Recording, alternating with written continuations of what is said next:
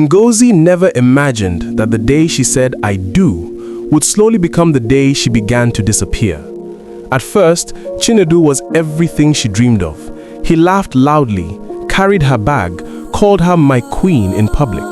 If charm were money, that man would have been a billionaire. But charm can hide things. The first crack was small. A harsh word here, a controlling tone there. Every relationship has problems, she told herself. But problems don't leave bruises. The first slap came over something small. So small, she couldn't even remember it later. But she remembered the silence after. No apology, no regret, just silence. Then came the flowers, the soft voice, the promises. It won't happen again. But it did. Again and again and again. When she became pregnant, she believed things would change. A child will fix this, she thought. It didn't. The violence grew worse, the control tightened, her world became smaller and smaller. One night, everything almost ended. Chinedu came home drunk, angry, louder than usual. "Shut him up!" Ngozi tried to calm the baby, but the crying only made things worse. He grabbed her arm, dragged her, her head hit the table. Then his hands around her neck, tight, tighter. Her son was crying, but it sounded far away. "This is how I die." With the last strength she had, she pushed him. Air rushed back into her lungs. Life came back. Quiet, emotional.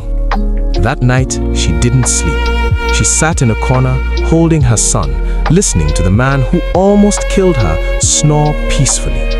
By morning, she had decided she would leave. Not because she was strong, but because she was afraid she wouldn't survive if she stayed. She packed a small bag, a few clothes, her baby's things, and when he stepped out, she walked away. No money, no plan, just breath in her lungs. And for the first time in years, she could breathe. But freedom was not easy. She slept on thin mattresses, took any job she could find. Some nights, she stayed hungry so her son could eat. Still, she kept going. Little by little, she rebuilt her life. Her son laughed more. She laughed too sometimes. But then came another battle. Men. "A single mother," one man said. "So you're experienced. Women like you don't pretend. What's there to protect again?" Ngozi would sit there, wondering how survival became something people used against her.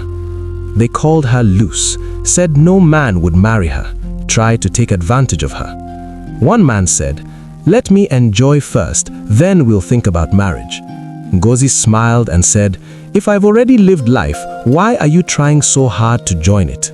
For a moment, even she had to laugh. But the truth? It still hurt. Because they didn't know her story. They didn't know she almost died. They didn't know she chose life. Still, she refused to break. She focused on her work, on her son, on herself. And slowly she understood something. Her worth was not defined by their ignorance. One evening, she sat outside her shop, watching her son play. That one, she couldn't keep a man. Ngozi heard it, and she smiled. She didn't lose a man, she escaped one. Not every woman who walks away is loose. Some walk away from violence, some were deceived, some were abandoned, some lost their husbands, some simply married wrong. So before you judge, before you speak, before you label someone, remember, you are only seeing the ending of a story you never read. If this story touched your heart, don't keep it to yourself. Like, share, and subscribe to this channel for more powerful stories like this. And tell us in the comments, what part of Ngozi's story spoke to you the most? Your voice matters too.